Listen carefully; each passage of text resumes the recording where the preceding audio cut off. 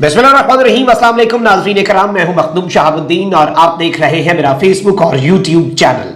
उम्मीद करता हूं आप सब लोग बखैर आफियत होंगे और जहां भी होंगे अपने अहले खाना समेत खुश भी होंगे और महफूज भी। नाज़रीन कराम, एक जानिब तो शाह महमूद कुरैशी और असद उमर अदालत से भाग खड़े हुए, उनकी वीडियो मंजर आम पर आ चुकी है। पाकिस्तान तहरीक इंसाफ और इमरान खान की सियासत एक दौराहे पर है, एक ऐसे मेक और ब्रेक मोमेंट पर है कि अगर इससे सुरखरू हो गए तो फिर इनविंसिबल हो जाएंगे, अनडिफीटेबल हो जाएंगे।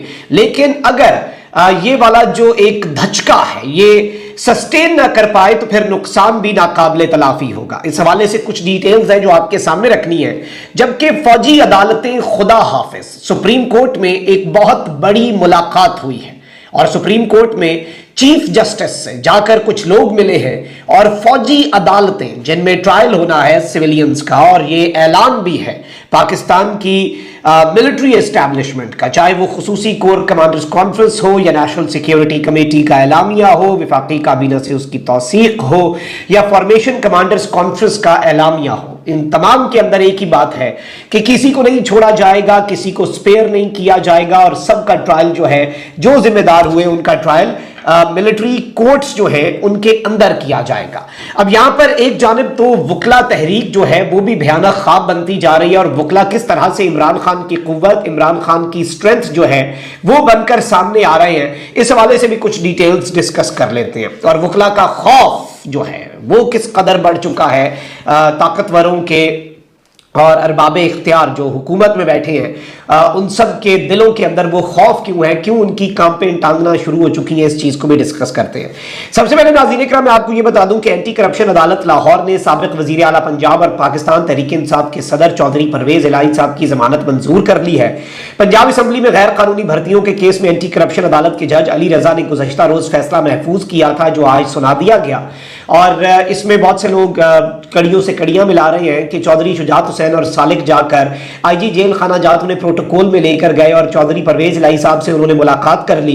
इसके ऊपर वैसे चौधरी परवेज इलाही साहब के बेटे का मौक़िफ़ मुनस इलाही जो कि मुल्क से बाहर है, उनका मौक़िफ़ यही है कि चौधरी परवेज इलाही डटे हुए हैं, हम पाकिस्तान तहरीक इंसाफ के साथ हैं। चौधरी परवेज इलाही को जो कि कानून है उसके मुताबिक फैमिली से नहीं मिलने दिया जा रहा, उनकी अहलिया से नहीं मिलने दिया जा रहा और अब ये बहाना डाल देंगे कि जी हमने तो फैमिली वाली मुलाकात करवा दी क्योंकि चौधरी शुजात हुसैन भी रिश्तेदार बनते हैं। तो अब इस सब के अंदर उन्होंने यही बात कही है कि हम डटे हुए हैं। अब यहां पर एंटी करप्शन अदालत के जज अली रजा ने 10 लाख रुपए के मचलकों के एवज चौधरी परवेज इलाही की जमानत मंजूर कर ली। 1 जून को चौधरी परवेज इलाही को लाहौर में उनके घर के करीब से गिरफ्तार किया गया था। एंटी करप्शन पुलिस ने गिरफ्तार किया। आज 20 जून है, एक केस से छूटते हैं तो दूसरे केस के अंदर चौधरी परवेज इलाही जो है उन्हें गिरफ्तार कर लिया जाता है। इस वक्त नाज़रीन इकराम एक और खबर यह भी आ रही है कि चौधरी परवेज इलाही की जमानत मंजूर होते ही चौधरी साहब के ऊपर एक और मुकदमा जो है वो दर्ज कर लिया गया है और परवेज इलाही साहब जो है उनके साथ हाथ भी हो सकता है।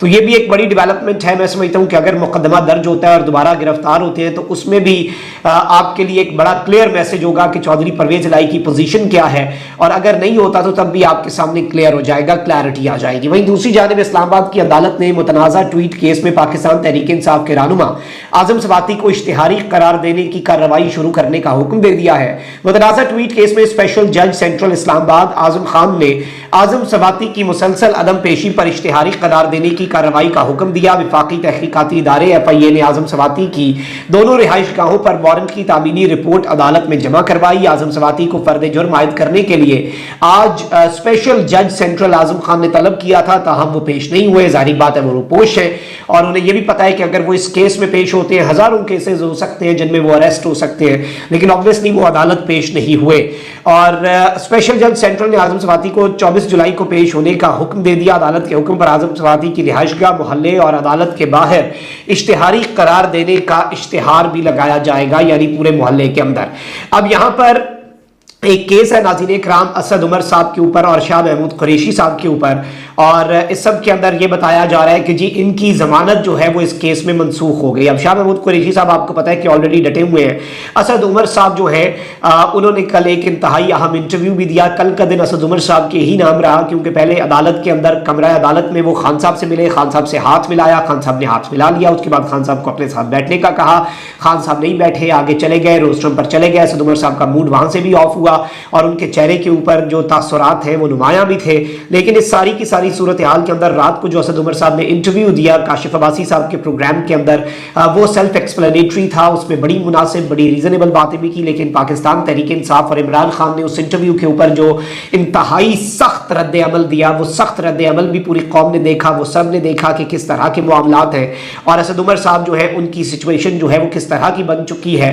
ये भी आपके सामने मंजरनामा जो है ये वाज़ेह हो चुका है। लेकिन आज अदालत के अंदर शाह महमूद कुरैशी साहब और असद उमर साहब जो है उनकी जो दरख्वास्त है वो मनसूख हुई जमानत की, और जाहिर बात है उसके बाद उन्हें फिर अरेस्ट किया जा सकता था। अरेस्ट के जो इम्कानात हैं वो उनके सर के ऊपर मंडला रहे थे, अरेस्ट के खतरात भी।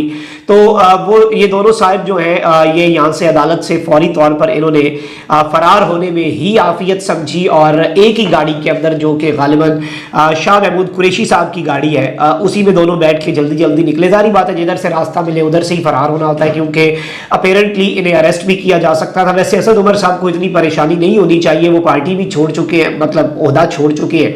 इमरान खान साहब के हवाले से एक बड़ा खूबसूरत सा इंटरव्यू जो है वो भी असद उमर साहब दे चुके हैं, बड़ा तफसीली, जिस इंटरव्यू का जवाब भी पाकिस्तान तहरीक इंसाफ ने दिया है। और पाकिस्तान तहरीक इंसाफ ने यह कहा है कि उस इंटरव्यू से पाकिस्तान तहरीक इंसाफ कोई मुतमईन भी नजर नहीं आ रही। तो जाहिर बात है कि इस सारी की सारी सूरत हाल के अंदर जो असद उमर साहब हैं उनके लिए ये एक बड़ी इंपॉर्टेंट डेवलपमेंट है। आप बल्कि ये 30 सेकंड का क्लिप है कि ये कैसे भाग रहे हैं, जरा ये देखें।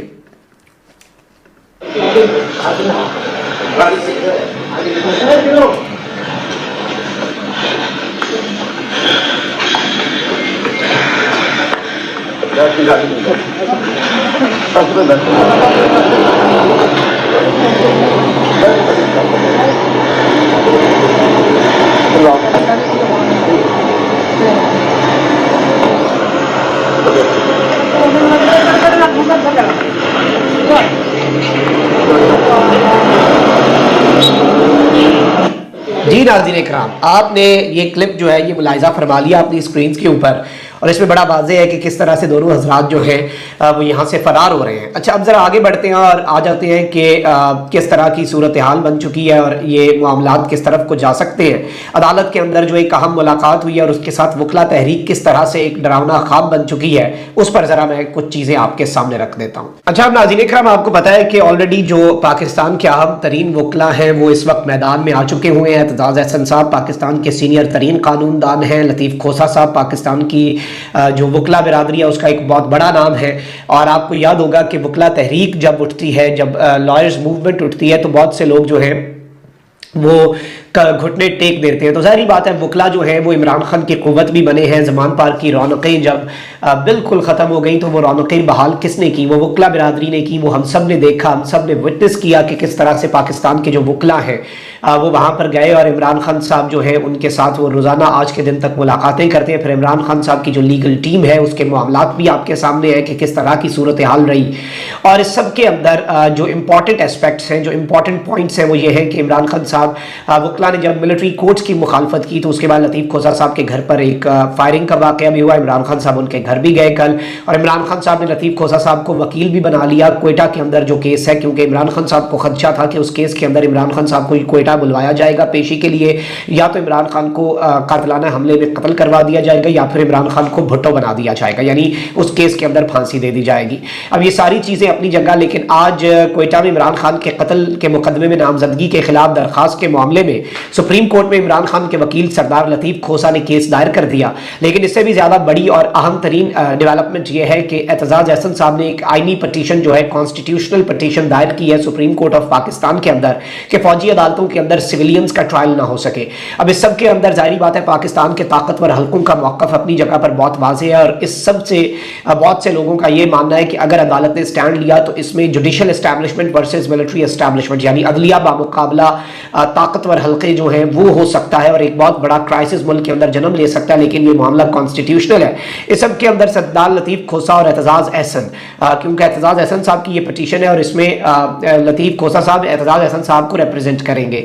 तो ये बेसिकली इन्होंने chief justice of Pakistan justice Umar Ata Bandial जो है इनके साथ एक इंतहाई अहम तरीन मुलाकात की है, और सिविलियन की फौजी अदालतों में ट्रायल के खिलाफ दरखास्त समाअत के लिए मुकर्रर करने पर तबादला ख्याल हुआ है।